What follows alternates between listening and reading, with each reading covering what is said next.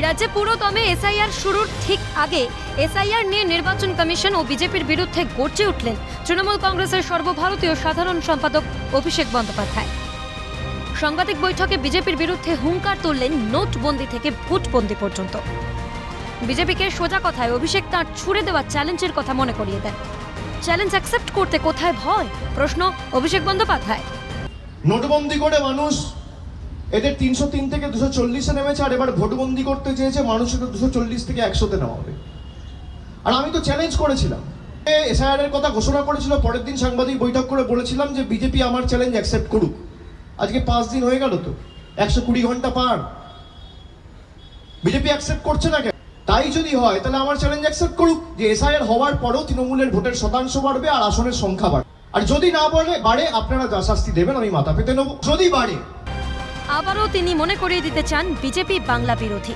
অভিষেক চোখে আঙুল দিয়ে দেখিয়ে দেন এখনো বিজেপির থেকে বাংলার বকেয়া ২ লক্ষ কোটি টাকা। চতুর্দিকে বাংলার প্রতি বিজেপি শুধু উপহার দিয়েছে বঞ্চনা, বাংলার মানুষকে ঠেলে দিয়েছে মৃত্যু মুখে, এমনটাই দাবি অভিষেক বন্দ্যোপাধ্যায়।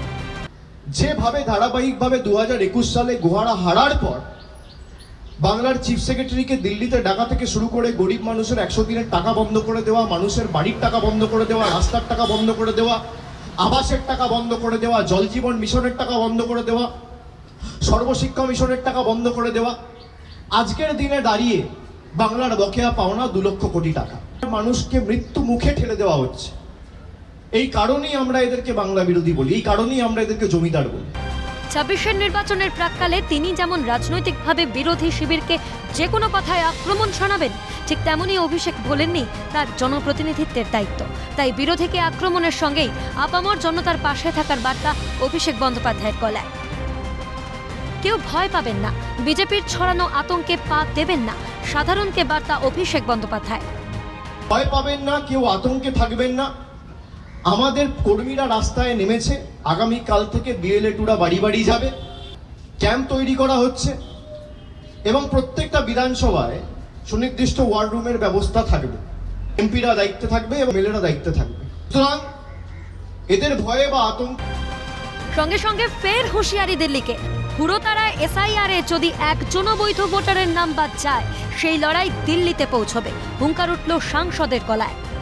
প্রথম দিন থেকে বলেছিলাম যে একজন যোগ্য ভোটারের নামও যদি ভোটার তালিকা থেকে বাদ যায়, তৃণমূল কংগ্রেস এই আন্দোলন দিল্লির বুকে নিয়ে যাবে এবং যারা কেন্দ্র সরকারের এবং দিল্লির তল্পিবাহক হয়ে কাজ করে বাংলার মানুষের বিরুদ্ধে আঘাত এনে বাংলাকে ভাতে মারতে চাইছে, বাংলার মানুষের পরিচয় বাংলাদেশি বলে দাগিয়ে দিয়ে তাকে অপমান করতে চাইছে, শুধু বাংলায় কথা বলে তাকে বাংলাদেশি বলতে চাইছে, তাদের বিরুদ্ধে এই লড়াই আগামী দিন আরো তীব্রতর হবে, দিল্লিতে গিয়ে পৌঁছাবে।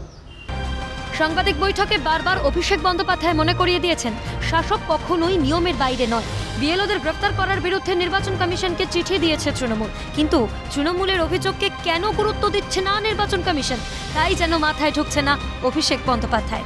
আর তাই তৃণমূল সাংসদের ইঙ্গিতপূর্ণ কটাক্ষ ইলেকশন কমিশনের গেরুয়াকরণ হয়ে গিয়েছে। কি কাজ করা উচিত বিএলওরা নিজেরা সবাই ভালো করে জানে। বিজেপি যে আতঙ্কের পরিবেশ তৈরি করছে, বিশেষ করে বিজেপির কিছু নেতা তারা হুমকি দিচ্ছে যে বিএলওদের অ্যারেস্ট করা হবে। আমরা তার এগেনস্টে কমপ্লেনও করেছি। ইলেকশন কমিশন যদিও কোনো ব্যবস্থা নেয়নি, ইলেকশন কমিশনে তো গেরুয়াকরণ হয়ে গেছে। আমি সেই জন্যই ভারতের দেশের জাতীয় নির্বাচন কমিশনকে বিজেপির সহচরী সংস্থা বলি। যদিও তৃণমূলের সেকেন্ড ইন কমান্ড জানেন বাংলাকে বাঁচাতে পারে একমাত্র জনগণই, তাই শেষ অবধি বাংলার জনগর্জনের ক্ষমতা বিজেপিকে বুঝিয়ে দেওয়ার আবেদন রাখলেন মানুষের কাছে। মনে করিয়ে দিলেন লড়াইটা শুধু তৃণমূলের নয়, লড়াইটা আপামর বঙ্গবাসীর।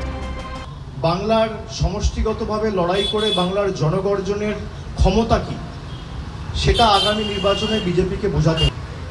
যারা বাংলার মানুষের ভোট নিয়ে বাংলাকে বাংলাদেশি বলে, তার বিরুদ্ধে লড়াইটা খালি তৃণমূলের নয়, লড়াইটা আপামর জনসাধারণের ১০ কোটি বঙ্গবাসী। এসআইআর তরজা জারি বাংলায়, এসআইআর যেন ত্রাসে না পরিণত হয়, যেন বঞ্চিত না হন বৈধ ভোটার, চাইছেন তৃণমূল সেকেন্ড ইন কমান্ড। আর যদি অসঙ্গতি দেখেন তবে দিল্লি অব্দি লড়াই যাবে, সুর চড়ালেন অভিষেক বন্দ্যোপাধ্যায়। ক্যামেরায় পুষ্পা দেবনাথের সঙ্গে অভিরূপা সাহার রিপোর্ট, ক্যালকাটা নিউজ।